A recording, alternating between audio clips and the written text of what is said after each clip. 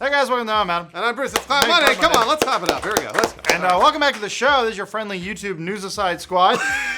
Elise is writing today's episode. We've got a story for you, hotter than the Joker's tramp stamp. Nothing's hotter than Joker's tramp stamp, Adam. Here, Mary puts his hand like this. You gotta do your Jared Leto impression. Come on, do it. I mean, it's just Jim Carrey. Or whatever. As you all know, last October, YouTube reworked and launched its ad-free subscription content and music service, christening it YouTube Red. Since the rebranding, we here in the United States and our mates in Australia and New Zealand have been reaping the benefits of commercial-free playback, offline viewing, a free Google Music subscription, and original exclusive content featuring our favorite YouTube creators. Hey, Laser Team. You ever heard of it? Laser Corn? Laser Team is a movie that Rooster Teeth produced. Ever heard of it? Elise, give us some Laser Team trivia. Oh, a fun bit of Laser Team IMDb trivia. Funhouse was cut from the theatrical release. And the other releases too. It looks like the exclusive content game is paying out for YouTube, or at least they claim it is, right, Elise? Yeah, during a press briefing last week, YouTube's head of original global content, Suzanne Daniels, heralded the dawn of a new era of YouTube that's all in, quote unquote, on original content. Daniels went on to say that the $9.99 a month subscription model outperformed all initial projections. Good. I mean, hey, good. Business model's great. Whatever. So, therefore, YouTube has pledged to increase investment and stock in original content. More specifically, in the financial support offered to YouTube's stable of online personalities that are creating some of the key original content. Yeah, Felix Kjellberg. I think I always fuck up his last name. Kjellberg. I'm sorry, Felix. Or PewDiePie, as you know. Yeah, him. Generally comes to mind when we think of the creators associated with the program. Scare PewDiePie, Pewds' reality spoof homage to horror games, was one of the first 10-episode originals announced for the platform. The series was recently renewed for a second season, suggesting that YouTube and PewDiePie are happy with the performance and a continued working relationship. And that seems to be the relationship YouTube is hoping to continue to build with all of their Red creators. Elise, tell us a little bit more about the YouTube Red Avengers-style assembling. Well, at first glance, YouTube Red's Avengers-style assembling of content creators mimics another familiar system. Okay. As all you kids know at home, the classic Hollywood studio system. Oh, yeah, they all know about that. Yeah, whereby studios would build a stable of stars bound by contractual obligation to their respective studio. I'm no horse. The major difference here is one, child labor laws, and two, YouTube has positioned YouTube Red as a starting platform in place to catapult creators toward grander aspirations, namely film or television projects. Suzanne Daniels, in her press briefing, claimed that YouTube wants to, quote, open Hollywood's Rolodex and introduce our creators to visionary directors, writers, and producers, end quote. So we can be the next Suicide Squad. We'll be David Ayer's assistant. Whatever. Just throw a bunch of shit at the wall, see what sticks. Oh man. She pointed to 10 original series in the works that are currently receiving attention from producers in Hollywood. We know what you're thinking. Funhouse, aren't you big Hollywood producers? My stomach hurts. No, I don't think nobody asked that We're in question. Culver City now.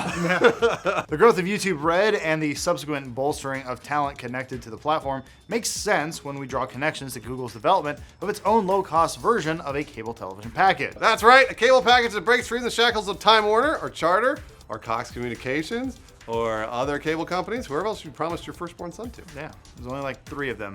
It's called a monopoly. So if you recall, earlier this year, rumors circulated and were essentially confirmed in an investors meeting that Google, alongside its parent conglomerate, Alphabet, have been in talks to secure rights and partnerships to sell a bundle of cable TV channels streamable over the old internet. Yeah, this is in a service called Unplugged. Oh, like MTV's Unplugged. Yeah. We're going to bring back Kurt Cobain. Elise, what is Unplugged? What the hell is that? Unplugged, it's got a projected launch window sometime in 2017, and it's essentially like a streaming service that would offer like a bundle of cable channels. Ooh, similar to the Avengers? Well, yes, and the classic Hollywood studio system.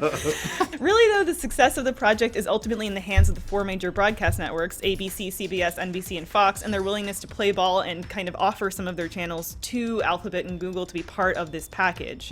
So if Unplugged were to become a reality, it totally behooves Google and YouTube to have a stake in their televised sphere and elevate their content and talent to that level and have a hand in development and distribution, especially if they're promising a sub $35 per month cable package. Yeah, as invested as YouTube is in the new media realm, a great deal of the company's know-how and talent comes from mediums like television and film. And although digital media is a completely new playing field, some of the old rules apply, right, Elise? Yeah, for example, as YouTube best practices show, the audience is still conditioned to and likes having regular schedule and familiarity when it comes to shows and content. We do that too, like Demo Disc goes up every Monday, Absolutely. Open House every Tuesday.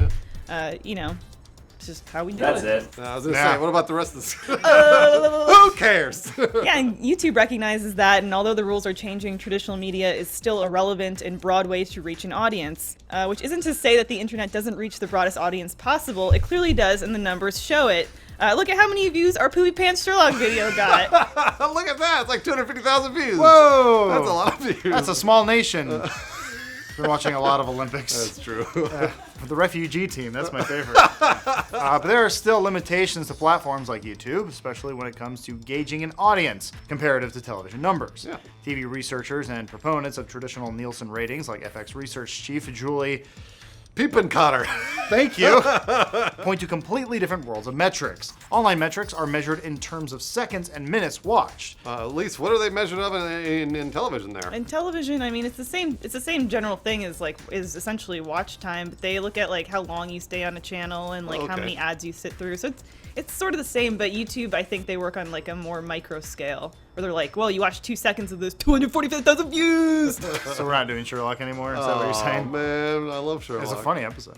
Can you imagine if the success of the People vs. O.J. Simpson American Crime Story was gauged in seconds watched? We don't have a number high enough to quantify that. It's like 800 billion seconds. That's a number. Oh, yeah, well, people love OJ. YouTube is relatively quiet when it comes to releasing performance figures and financial analytics for their services.